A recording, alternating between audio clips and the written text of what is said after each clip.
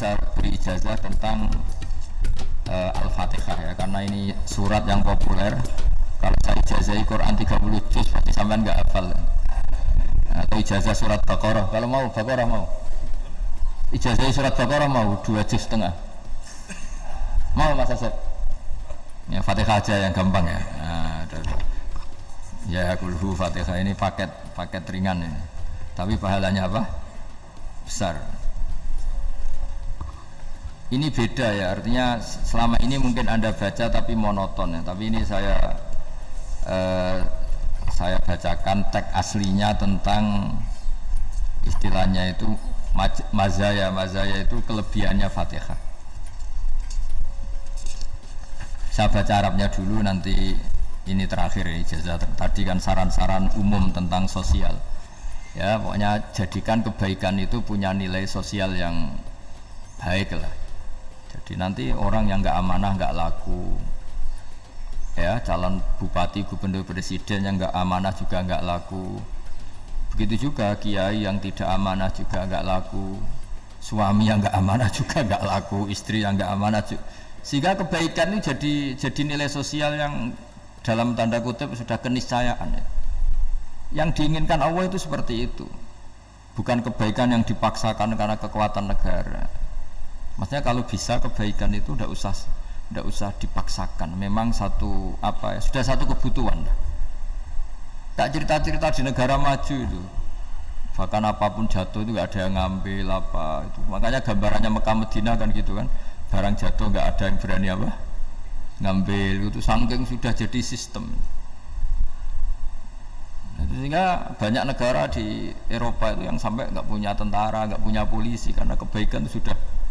Nah kita kan masih capek, polisinya aja capek apalagi masyarakatnya, karena ya apa ya, kebaikan itu belum jadi nilai apa bersama. Nah kita selain ditopang negara, ada polisi, ada tentara, itu kita usahakan kebaikan itu jadi nilai apa bersama. Tadi wa'tamiru bainakum bima'ruf. Dan kita punya reputasi yang bagus dalam bab ini. Saya masih ingat kecil saya itu yang jilbaban hanya keluarga kiai. Sekarang rata-rata masyarakat itu jilbaban. Dulu yang sekolah SMP, SMA itu jilbaban kadang dulu malah dilarang ya, harus sama seperti itu seragamnya. Sekarang sudah boleh dan nyaman. Lama-lama yang dapat simpatik ya yang pakai pakaian model tertutup seperti itu. Lama-lama gampangane cara wong golek mantu ya golek yang seperti itu daripada yang blodor. Lama-lama jadi nilai bersama. Ya ingin saya seperti itulah. Di terminal juga sama. Orang mau makan cari warung yang kelihatan ada ayat kursinya, pakai jilbab atau paling enggak dia enggak mungkin lah nyuguhkan yang tiren atau yang haram. Akan ada garansi sosial, ada apa? Ada garansi apa? Sosial dengan penampilan yang soleh itu kan. Masa iya nyuguhkan oplosan babi gitu misalnya itu. Jadi nilai sosial itu harus ya tadi harus benar-benar jadi nilai yang, sehingga negara biar gak capek-capek. Polisi juga gak capek kan, karena tugasnya corong Jawa mau ngawat-ngawati tok, tapi sudah tidak perlu tegang karena kebaikan sudah jadi nilai apa bersama. Ingat-ingat ya ayatnya tadi, wa'tamiru bainakum bima'ruf. Jadi kebaikan itu harus jadi nilai bersama. Iktimar itu menjadi urusan bersama. Makanya kalau kita rapat besar disebut apa? Muktamar. Muktamar itu urusan bersama. Ya tadi imamnya sholat juga menopang Gojek karena enggak lama-lama nopang Grab, nopang Kernet, nopang penjaga Indomaret, penjaga bensin, pom bensin. Nah dia hanya punya waktu 5 menit terus imamnya baca Baqarah. Iya imamnya mursyid, mungkin dia tambah lama tambah dapat aplaus dari muhibbinnya, tapi makmumnya dia tambah lama tambah dapat penghormatan dari pecintanya, tapi kitanya wah khusyuk wali kan, dia dapat status naik lah. Kita yang sudah tidak ikut jadi wali diganggu apa pekerjaannya. Kalau ada imam seperti itu sampai mufarokoh saja, niat ya Allah sampai sini saja saya makmum orang itu, silakan orang itu punya urusan sendiri dengan jenengan, ya sudah atau salib saja apa ya, itu boleh. Kalau dalam fikih namanya apa mufarokoh. Mufarokoh itu niat, tapi kamu jangan langsung selonong mufarokoh, niat dulu pamit sama Allah bahwa sekarang mau mufarokoh. Tapi ya jadi sholat yang aneh kan, imamnya masih rukuk, kamu terus sujud, terus apa-apa selesai ya. Mungkin dalam pandangan itu orang lain ini maksudnya makmum gimana ini kok begini. Tapi sudahlah Allah Maha tahu. insya Allah dimaklumi. Ya saya baca tentang Fatihah ya, karena sampean pasti sering baca Fatihah. Supaya apa sekaligus jadi jimat lah gitu. Jadi kalau kamu sering di jalan-jalan yang mungkin sepi atau mungkin kan tidak semua teman Grab itu nasibnya bagus yang di Semarang Jogja. Mungkin yang di Kalimantan di Papua kan ada yang 10 kilo gak ketemu rumah, ya kan? Yang lihat di TV-TV itu kan kasihan kan, sudah 10 kilo gak ketemu rumah, penumpangnya kewekar preman tuh kan, ini makan orang enggak kan gitu. Kan ujiannya dua, kalau penumpangnya cantik dia kecoba syahwat, kalau preman takut, jadi orang itu selalu ujian itu. Sing sedengan itu kan jarang orang itu. Jadi kalau penumpangnya perempuan cantik ujiannya itu syahwat, kalau preman ujiannya ketakutan. Kalau orang yang lemah bawa uang ujiannya kamu ingin garong. Jadi hidup itu memang semuanya ujian. Liyabluwakum ayyukum ahsanu amala. Makanya saya sering ditanya oleh teman-teman, Gus, nah ujiannya kenal wong wedok elek piye? Sama. Kenal wong ayu ujiane syahwat, kenal wong elek ujiane ngenyek, itu sama-sama dosa. Syahwat ya dosa, ngenyek juga dosa. Wah elek keriting untune metu ya dosa ngomong gitu.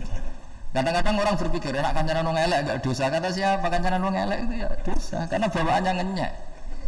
Ngenyek itu menyepelekan itu. Makanya saya itu ya enggak mau berteman sampean. Nanti kan bawaannya ngenyek atau seneng ya enggak tahu saya. Ya sudah ada takdir saja kalau ketemu ya tak ulang ngaji gitu. Tapi ini ngaji terakhir, setelah ini ngaji biasa aja enggak usah resmi gini. Ngaji kok resmi aneh. Pokoknya nanti suatu saat kalau pandemi sudah berlalu saya akan ngaji Rebone, lalu ini ngaji. Ini ngaji yang kurang bagus karena ngatur kiai kurang berkah ini. Nanti tapi ya lumayan lah masih mau ngaji. Ngaji kok tanggal ini jam ini. Sekarang suatu saat kamu tak panggil, Mas Wahyu datang ke sini jam ini tidak mesti bisa. Mungkin pas ada acara apa, maaf ke sini pas ngecek pas apa. Gitu. Jadi ya sudah tapi tak maafkan enggak apa-apa. Takdir ya. Tak bacakan supaya sampean tahu keramatnya bismillah. Nah sebelum saya bacakan bismillah Fatihah tak beritahu tentang ilmu tafsirnya karena ini penting sekali.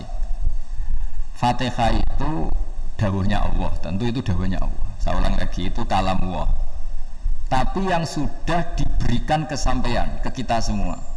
Sehingga seakan-akan itu menjadi dawuhnya kita ke Allah. Jangan salah loh ya. Fatihah itu dawuh Allah tapi sudah diberikan ke kita. Sehingga posisi kita itu yang punya itu. Nah kenapa ini perlu dijelaskan? Karena nanti ada kalimat iyyaka na'budu wa iyyaka nasta'in. Kalau itu masih kalam Allah, berarti Allah ngomong ke kamu, ngendikan ke kamu, kepadamu aku menyembah. Masa Allah menyembah kamu?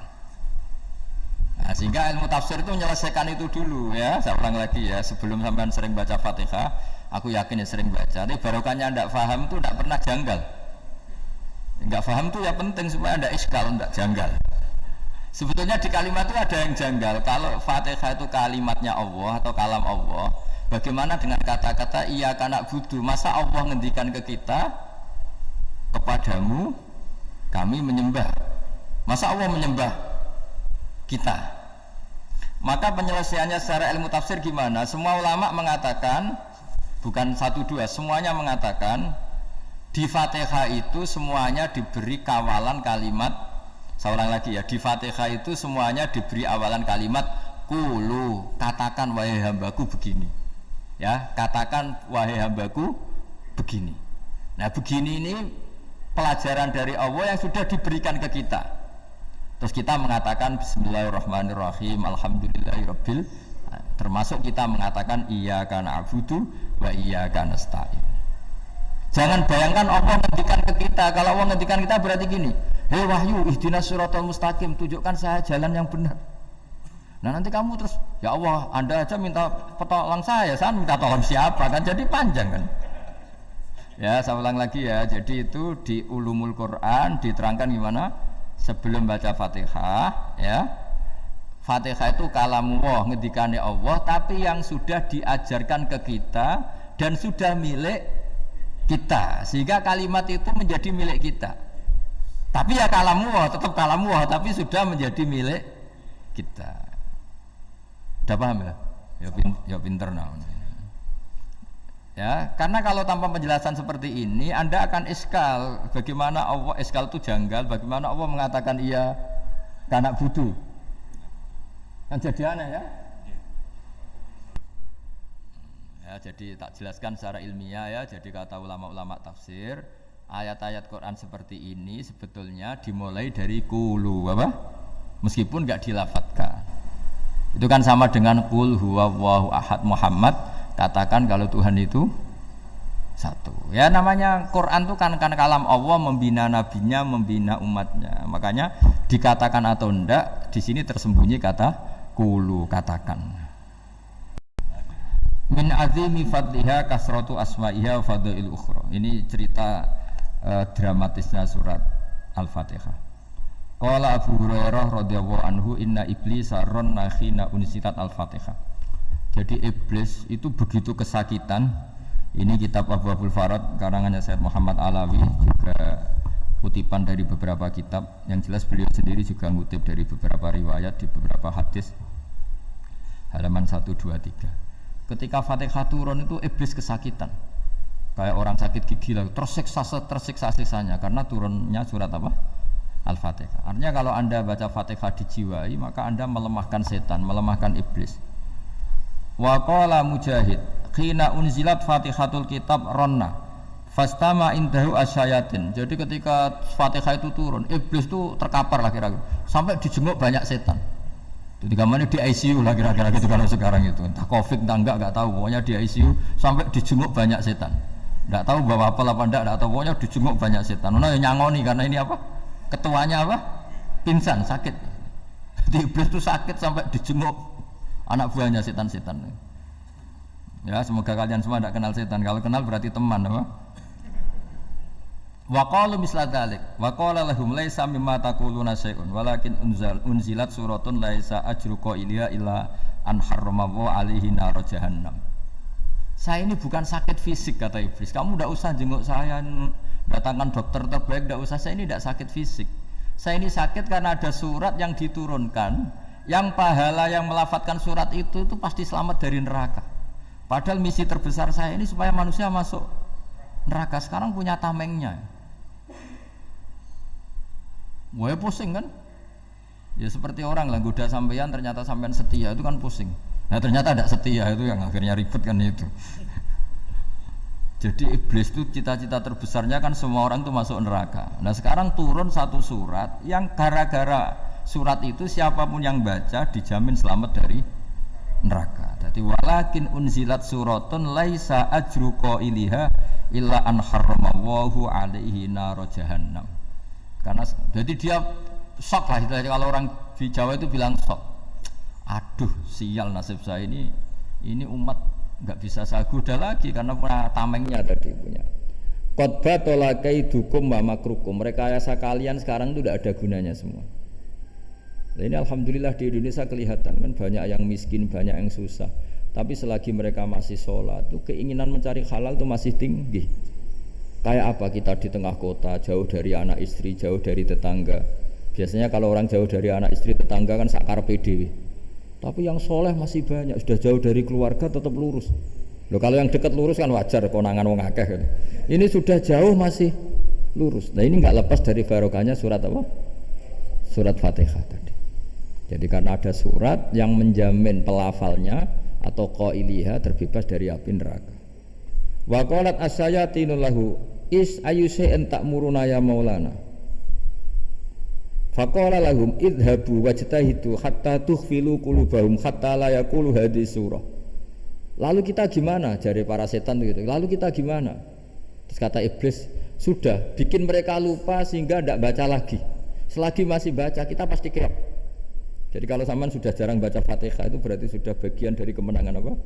Iblis. Jadi kalau sampean sudah jarang baca Fatihah itu berarti bagian dari kekalahan Anda, kemenangan iblis. Masih sering baca?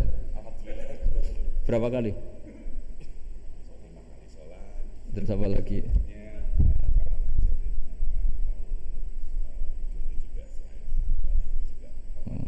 Kok 5 kali tok itu? Berarti pas salat fardu tok itu. Enggak 5 kali itu mendingan itu 17. Kamu itu ngitungnya jangan 5 ini. 5 waktu itu berarti lumayan kan? Berapa? 17 ya? Ya. 17 ya? Ya. 17, tapi kalau makmum tuh sering separuh kan, apalagi makmum tarawih. Ya kan? Makmum tarawih itu bacanya Fatihah ada yang sempurna enggak ya? Ya enggak lah. Baru alhamdulillahirabbil alamin mampu ruko ikut ruko gitu. Makmum kan yang tarawih lah. Kalau tarawih jarang sempurna ya. Fatihahnya itu. Kan imam sudah ruko. Kamu bacanya Fatihah sampai mana biasanya? Baru setengah ya. Ya paling pas tarawih aja kan enggak sempurna ya. Apalagi kalau imamnya sing kilat tuh waduh malah ada. Nah ketika Fatihah itu sebegitu keramatnya, sebegitu topnya, itu setan rapat, singkat cerita itu yang tadi dipimpin oleh iblis yang sedang terkapar apa? Terus tadi obatnya nggak ada, cuma dia shock karena ada surat yang turun yang melafatkan itu pasti selamat dari apa? Neraka. Nah ini gimana saran Anda? Terus sarannya adalah bikin orang-orang itu lupa tidak baca Fatihah. Nah ini rapatnya iblis. Idzabu wajtahidu hatta tughfilu qulubahum hatta la yaqulu hadis surah. Kala yuksiru qira'ataha wa la yakunu lahum ajrun wa thawabun bal yakunu lahum adzabun wa iqabun. Jadi saya mohon selama ini Anda sudah baca, tapi mungkin hanya rutin saja. Napa rutin saja? Tapi barokahnya ngaji ini kamu punya kekuatan atau punya semangat membaca karena ini surat yang luar biasa. Ibarat gini, kalau sampean tanya, saya juga sering mikir, masa Gus hanya surat kok punya kekuatan seperti itu? Di dunia ini kata Allah, mulai Nabi Adam sampai kiamat, nggak ada yang bisa menandingi kekuatan kalimah. Kalimah itu kata-kata, nggak ada yang bisa menandingi kata-kata. Misalnya Anda nge-grab, berangkat istri cuek, berangkat cuek, itu beda dengan ketika meskipun satu kalimat, wes Pak, muga-muga dilindungi pangeran, mungkin jenengan selamat. Itu menjadi teduh dan semangatnya luar biasa karena kayak mendapat support. Jadi kira-kira kalimat itu hubungannya kita dengan Allah, Fatihah itu seperti itu. Kamu melafadzkan satu kata-kata yang dibenarkan langit bumi, dibenarkan aras, dibenarkan malaikat, dibenarkan semua penghuni di dunia ini. Sehingga itu efeknya luar biasa. Itu seperti gini ya, kamu cerai sama istri, terus nikah lagi katut babon. 10 tahun anak kamu dididik, ibunya benci kamu. Dan memang Anda layak dibenci. Dididik. Dan sampai nggak pernah manggil kamu Pak. Suatu saat kamu tentu rindu kan ingin dipanggil bapak oleh anak kamu. Suatu saat anak ini manggil kamu Pak E. Wah itu senengnya bukan main. Hanya sebuah kata-kata. Makanya kadang-kadang orang itu tanya sama kiai, ijazah lafadz ini gunanya apa sih? Itu ijazah-ijazah itu untaian kata-kata. Yang kata-kata ini dibenarkan langit dan bumi dan aras dan para malaikat sehingga efeknya itu luar. Nah ibarat seperti itulah, kamu melafadzkan Fatihah itu melafadzkan kata-kata yang dibenarkan Allah dan Rasul dan semua malaikat, semua penghuni langit. Maka ini efeknya pasti luar. Nah di sini lah orang-orang dulu tuh tahu keramatnya itu sehingga ketika melawan Belanda, melawan Jepang dulu itu kalimat-kalimat itu menjadi mantra yang luar biasa. Doa lah, doa yang luar biasa. Tapi di era modern karena orang sudah tidak ngerti itu, dianggap itu mantra jimat, khurafat, bid'ah, waduh ribet meneh malah. Sebetulnya tidak seperti itu. Memang kata-kata ini kekuatannya luar biasa. Sama kesakitan hati kamu juga karena itu. Wis ngojek wangelan ya. Lah Pak di bojo kok kowe gagah tok kiri. Wah, iku seling terus. Padahal kalimat itu kan tidak melukai secara fisik, tapi apa kerjanya sesuk sarasa-rasa. Karena terus dengan pengadilan seperti itu kan ngapain kerja demi perempuan yang seperti ini. Lagi-lagi kata-kata ini luar. Nah bayangkan kalau kata-kata itu adalah kalimat yang diajarkan Allah lewat Rasulnya, lewat malaikat Jibril. Kayak apa kekuatannya itu? Nah, kira-kira Fatihah itu gitu.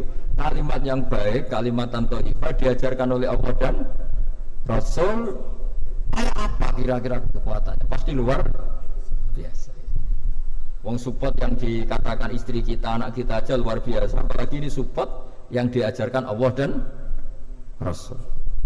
Ya makanya saya mohon kalau baca Fatihah, baca kalimat-kalimat thayyibah ketika sholat itu dijiwai Ya misalnya Rabbana lakal hamdu mil'us samawati wa mil'ul ardi wa mil'u ma syi'ta min syai'im. Engkau zat yang layak dipuji dan pujian ini memenuhi langit dan bumi. Karena kita tahu nggak ada sejengkal di alam raya ini kecuali di situ ada rahmat Allah. Misalnya kamu bisa lewat sampai rumah saya, kamu mungkin anggap biasa saja. Coba kalau ngalami likuifaksi, tahu-tahu bumi ini ambles, bisa ngelewati yang likuifaksi itu luar. Tanyakan orang pernah ngalami likuifaksi di Sulawesi, itu melihat bumi bisa diinjak nggak ambles itu, wah luar. Dan sampai nggak ngalami itu sehingga lewat bumi ya biasa aja. Coba kalau ngalami seperti tidur, ya biasa aja. Coba kalau ada gempa, bahwa bumi tenang ini sudah nikmat yang luar biasa. Masa kamu ngakuin nikmat nunggu digituin? Ya kan? Nah, itu. Makanya baca Fatihah dijiwai lah bahwa ini kalimat yang luar biasa. Nah, saya teruskan. Warwa Muslimun fi sahihihi an Ibnu Abbas radhiyallahu anhu annahu qala bainama Jibril alaihi salam qaitun dan Nabi sami anaqidan min fawqi farafa'a ra'sahu faqala hadza babun minas sama futihal yawma lam yuftah qaddu ilal yawm fanazala minhu malakun faqala hadza malakun nazala ilal ardi wa lam yanzil qaddu ilal yawma fasallim waqal abshir binuraini qad utitahuma lam yu'tahuma nabiyyun qabla fatihatul kitab wa khawatimu suratil baqarah. Jadi suatu saat Jibril ini jagongan kira-kira gitu sama Rasulullah. Tahu-tahu langit itu gemuruh. Langit gemuruh kata Jibril, terus semuanya ngangkat kepala ke langit. Ini pintu langit baru ini dibuka, yang sebelumnya tidak pernah dibuka seperti ini. Turunlah malaikat, yang malaikat ini pun malaikat spesialnya nggak malaikat murahan lah kira-kira gitu, yang nggak pernah turun ke bumi kecuali juga saat itu dengan penyambutan yang luar biasa, dengan semuanya tidak pernah terjadi hanya karena surat Fatihah. Jadi ini surat yang luar biasa, pengawalannya lewat malaikat yang spesial, nggak pernah turun di bumi kecuali saat itu, penyambutannya juga nggak pernah seperti itu, baru seperti itu. Jadi semuanya itu spesial. Nah, kenapa ini spesial?